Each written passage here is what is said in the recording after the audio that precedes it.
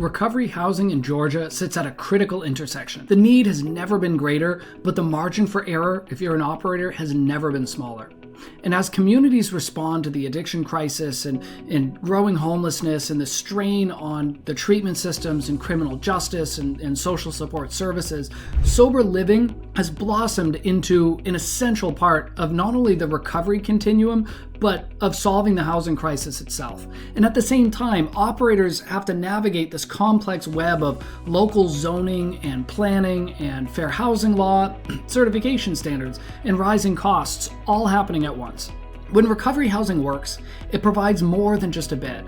It offers structure, accountability, and community, the conditions that people need to really rebuild their lives. But in Georgia, success depends on way more than just good intentions. It depends on understanding how legal structure, property selection, house leadership, GARR certification, and financial planning all fit together in a very specific regulatory environment. Now, recovery housing in Georgia is largely governed at the local level. This means sober living looks different from one city to the other. Local zoning codes may vary, and you may see different approaches to enforcement depending on who you're dealing with. And the challenge is learning how to operate responsibly within this tension. Now let's talk about certification. While it's legally not required in Georgia, GARR certification plays a central role in how recovery housing is viewed by referral partners, communities, and local officials alike. Most reputable recovery housing in Georgia will pursue some form of certification, and almost always that is through Georgia's state affiliate of the National Alliance for Recovery Residences. In Georgia, this entity is called GARR. GARR certification will help to ensure that life safety and emergency prep procedures are in place, that the documentation, including policies, procedures, grievance policy, house rules, house mentor agreement, house mentor job description, all of these are vetted by an organization that operates under the framework that's established by the National Alliance for Recovery Residences. And for many operators, certification itself becomes the framework that really brings the structure and the consistency together for their home. And it serves as an outside signal that the program in the home is operating responsibly. Now, the challenge in Georgia isn't simply opening a sober house, it's finding the right sober house in the right area that works for recovery housing and how to operate within local rules and standards while at the same time leveraging federal fair housing protections that are afforded all members of the recovery community and all operators of recovery housing.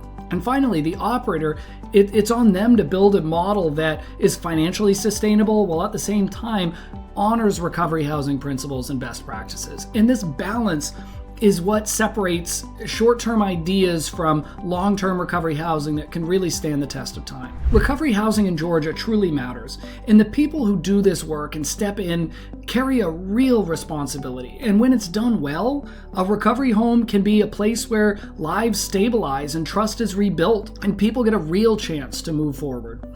But if it's not done well, the consequences can just ripple outward to residents, to neighborhoods, to referral partners, and ultimately to operators themselves. And that is why we created How to Open a Recovery Home in Georgia. Now, this book is designed to help you get the most out of your recovery housing operation journey and to learn the rules before they're enforced and to make decisions before the mistakes become costly and to build systems before the pressure exposes the cracks. So if you're committed to doing this work with an eye towards longevity and a heart for integrity, you probably want a clear, grounded guide that's really built for Georgia's specific nuances. And this guide, How to Open a Recovery Home in Georgia, is exactly that. If you want to go further than just a book, we invite you to explore some of the membership resources that are available to Vanderburgh Sober Living's chartered operators. And you can do that on our website at your convenience. This work is so important.